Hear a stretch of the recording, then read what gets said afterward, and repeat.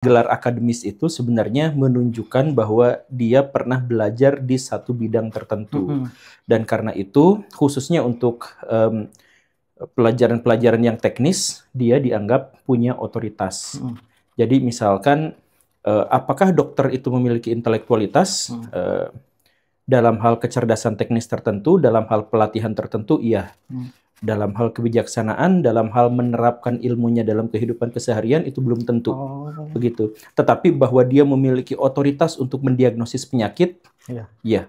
Dia memiliki itu. Berarti nggak terbatas sama gelar ya, Pak? Nggak terbatas sama gelar. Dan itu termasuk misalkan pelajaran yang spesifik. Misalkan pilot gitu. Pilot juga kalau dia tidak sekolah penerbangan, dia tidak memiliki otoritas untuk menerbangkan pesawat. Betul. Bukan berarti orang lain tidak bisa, tapi dia tidak punya otoritas. Nah, kalau misalkan untuk pelajaran-pelajaran yang lain yang bersifat humaniora, atau misalkan social science dan sebagainya, kriterianya menjadi lebih kabur. Jadi orang yang melihat fenomena sosial, kadang-kadang memang harus dilihat apakah dia memiliki gelar tertentu atau enggak. Tapi seringkali tidak begitu pun tidak jadi masalah. Karena ilmunya bukan ilmu terapan yang spesifik. Begitu. Tapi batasannya apa, Pak? Nggak ada batasannya aja? Kayak kabur aja di gray area aja udah. Batasan apa? Batasan untuk orang itu boleh, untuk boleh mengkritik suatu isu atau mengeluarkan suatu argumen gitu, Pak. Kalau kritik beda lagi. Kalau kritik itu sebenarnya semua orang tuh punya nalar kritis. Dan karena itu semua orang berhak untuk mengkritik. Betul. Nah, yang jadi masalah tuh adalah masyarakat yang misalkan masyarakat yang feodal, masyarakat yang terkungkung pada strata dan hierarki. Itu biasanya kamu tidak boleh mengkritik karena kamu bukan di bidangnya, begitu kan? Iya, betul. Itu pernyataan yang sepenuhnya keliru. Keliru dalam hal ketika misal kita melihat ada pemerintah yang mengeluarkan kebijakan ngaco misalkan, kita berhak mengkritik bahkan ketika kita bukan bagian dari pemerintah itu. Dan kan ada, kamu kan bukan orang situ, kamu nggak ngerti. Ya nggak apa-apa sih, bukan pemerintah, tapi mengkritik pemerintah tuh sah, wajar, legal, boleh. Dan masih ada dalam tataran moralitas yang benar gitu. Jadi ada agamawan misalkan ya, kemudian melakukan tindakan-tindakan yang kurang baik. Kita mengkritik boleh, sangat boleh. Nah, jadi batasan kritik itu bukan ada pada gelar akademik tertentu, tapi pada A, relevan atau tidaknya. B, itu pada keterlibatan kita. Dan yang C, baru pengetahuan kita di bidang itu. Kita bedah satu-satu misalkan ya. Saya boleh mengkritik kalau misalkan itu relevan atau tidak. Nah, jadi misal ada kalangan agamawan tertentu menyalahgunakan kewenangan. Kemudian kita kritik. Saya kan bukan agamawan, tapi ketika kritiknya itu relevan, sesuai, maka dalam agama sendiri, misalkan dalam Islam, orang tuh nggak boleh melihat siapa yang mengatakan. Orang tuh harus melihat apa yang dikatakannya. Jadi relevansi dari apa yang dikatakannya, bukan siapa yang mengatakan itu. Siapa yang mengatakan itu tuh bisa siapa aja. Misalkan begini, Akang ketemu sama bocil, bocil yang ya masih kecil. Ketika Akang sedang berjalan menuju satu jalan, kemudian si bocil itu mengatakan, "Pak, berkendaranya jangan terlalu cepat, pelan-pelan." Misalkan ya. Karena di depan ada jalan yang berbahaya, ada jalan yang licin. Perkataan itu kita dengarkan sesuai dengan relevansinya, bukan sesuai dengan usianya. Bocil tahu apa. Nggak bisa seperti itu. Relevan ketika dia mengajukan, "Pak, jangan terlalu cepat, di depan ada jalan licin." Relevan kan? Relevan. Jadi abaikan gelar akademisnya, abaikan usianya, sejauh kritik itu relevan, kita harus dengarkan. Begitu kan?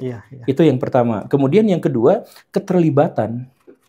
Kalau misalkan ada sebuah kebijakan publik misalkan tentang transportasi, kita nggak ngerti urusan transportasi, kita rakyat jelata. Kita bukan orang perencanaan tata kota, kita bukan orang sipil, tapi kita merasakan bahwa transportasi di wilayah ini tuh sangat nggak nyaman. Bahwa seharusnya tuh nggak gini, itu kita boleh suarakan di ruang publik. Bahkan ketika kita tidak memiliki otoritas, begitu kan? Iya. Karena apa? Keterlibatan bahwa saya di situ menjadi bagian dari korban dari carut-marutnya sistem transportasi di situ. Apakah soal saya gelarnya apa itu urusan lain dan nggak penting. Yang penting keterlibatan di mana saya menjadi korban di sana. Begitu. Itu yang kedua. Kemudian yang ketiga baru terkait dengan otoritas tertentu. Nah, otoritas misalkan otoritas akademis gitu ya. Ada pemerintah bikin sirkuit balapan misalkan di satu tempat. Lalu orang yang mengerti tata kota, orang yang mengerti lingkungan hidup dan sebagainya, jangan di situ, nanti itu merusak begini dan begitu. Nah itu boleh, walaupun dia tidak terlibat di situ. Dia nggak terlibat, dia bukan orang situ, dia juga nggak ditanya juga, tapi dia mengemukakan itu boleh. Nah jadi sebenarnya, tapi secara keseluruhan, siapapun, nah ini yang keempat sebenarnya, tapi siapapun itu boleh mengkritik apapun. Nah, soal apakah dia didengar atau tidak, itu diserahkan kepada siapa pihak yang dikritiknya. Gitu. Dan akhir-akhir ini juga kan banyak banget ya Pak, ada narasi matinya kepakaran. Betul. Seolah-olah pakar itu kan suaranya agak kurang didengar dibanding yang populis nih, yang udah punya followers banyak gitu kan. Padahal keabsahan kebenarannya, kadang orang tuh mempertanyakan ini validitasnya benar atau enggak sih gitu. Nah kadang saya sebagai anak muda juga punya keresahan atau sebuah kritik dan argumen yang berbasisnya riset dulu atau segala macam, ingin mengeluarkan, mengargumentasikan, mengadvokasi, tapi takut ini salah enggak ya dan benar enggak ya seharusnya gini. Nah anak muda tuh harusnya gimana Pak? Apa emang harusnya nurut-nurut aja atau kita tuh harus berani mengeluarkan aja gitu, asalkan keluarkan aja. Ada basisnya gitu? Enggak, sekali lagi ya, ini bukan soal basis atau tidak. Seperti yang tadi. Dan nggak masalah ya berarti ya? Kalau misalkan kita terlibat di situ, dan kalau misalkan kita relevan ada di situ, maka bahkan tanpa gelar pun kita punya hak. Dan secara keseluruhan, kritik terhadap siapapun oleh siapapun itu juga dilindungi oleh konstitusi. Artinya konstitusi negara ini pun mengakui. Jadi nggak usah misalkan kita kritik Pak Prabowo Subianto. Kita cari dulu gelarnya dia siapa nih, nggak usah gitu juga, nggak usah. Kalau memang harus seperti itu, Pak Rocky Gerung nggak akan dapat panggung kan? Ya karena Pak Rocky biasanya berbicara dalam bidang tertentu di mana latarnya bukan di situ gitu kan? Ya tapi nggak jadi masalah karena sekali lagi konstitusi negara kita itu tidak beranjak dari hak setiap orang untuk mengkritik apapun. Soal didengar atau tidak itu urusan yang lain. Tapi hak itu adalah bagi kita. Nah, kemudian kaitannya dengan matinya kepakaran bagaimana? Matinya kepakaran itu bukan terletak pada bukan pada kritik. Matinya kepakaran itu terletak pada soal orang yang memiliki orang yang tidak memiliki kapasitas tapi didengar oleh orang banyak. Nah, tidak memiliki kapasitas tapi didengar oleh orang banyak, ini tuh menimbulkan masalah yang cukup pelik. Masalahnya pada tataran akademik gitu ya. Misalkan kenapa orang itu bisa didengar? Nah, di sini masalahnya ada orang yang tidak punya otoritas tapi memiliki kekuatan narasi. Makanya nanti ada lanjutan dari matinya kepakaran itu adalah dunia yang ditukar oleh narasi.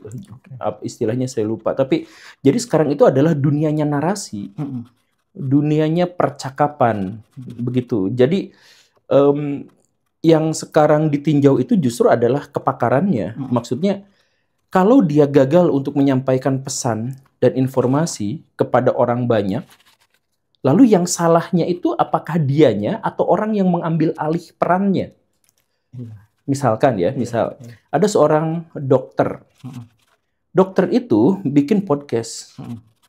Terus gak laku, misalkan ya. Yang lakunya justru adalah seorang influencer. Nah, katakanlah seperti itu.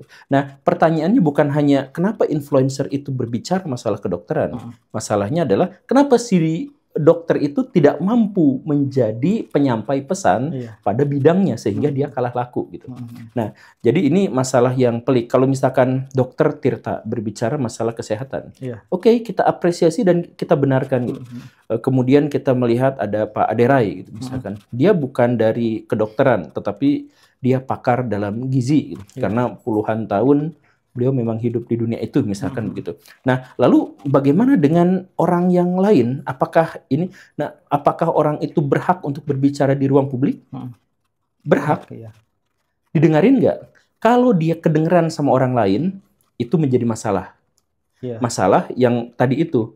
Kenapa dia didengarkan sama orang lain, pakarnya nggak didengerin? Apakah pakarnya yang bermasalah atau dianya yang bermasalah? Kemudian lihat relevansinya dan kebahayaannya, tingkat kebahayaannya. Ketika dia berbicara di ruang publik, apakah itu cukup berbahaya, berdampak pada orang atau tidak? Begitu. Itu pada dunia akademis yang spesifik. Yang spesifik ya kayak seperti yang saya bilang tadi, kedokteran itu spesifik. Pilot itu spesifik. Kemudian masalah-masalah ya itu semuanya spesifik. Tapi masalah yang menyangkut hajat hidup orang banyak dan umum itu banyak sekali. Ekonomi itu luas. Siapapun bisa berbicara gitu. Kemudian sosiologi, antropologi dan lain sebagainya. Itu adalah bidang di mana semua orang tuh nampaknya memiliki akses yang lebih luas, bukan sangat luas, tapi lebih luas. Bahkan ketika mereka tidak ada di bidang itu secara spesifik. Begitu.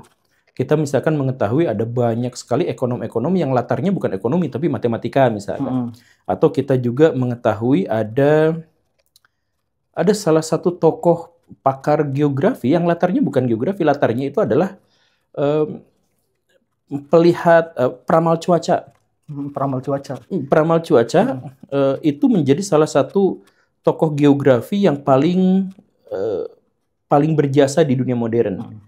Karena dia menemukan bahwa lempeng tektonik bumi itu bergerak. Nah, yang lihat itu tuh bukan pakar geografi, bukan pakar geologi. Yang lihat itu adalah orang yang suka meramal cuaca. Setiap hari dia melihat peta dan dia curiga kenapa peta bumi kok kayak puzzle yang dulunya pernah merekat terus terpisah gitu. Ya, namanya Wegener.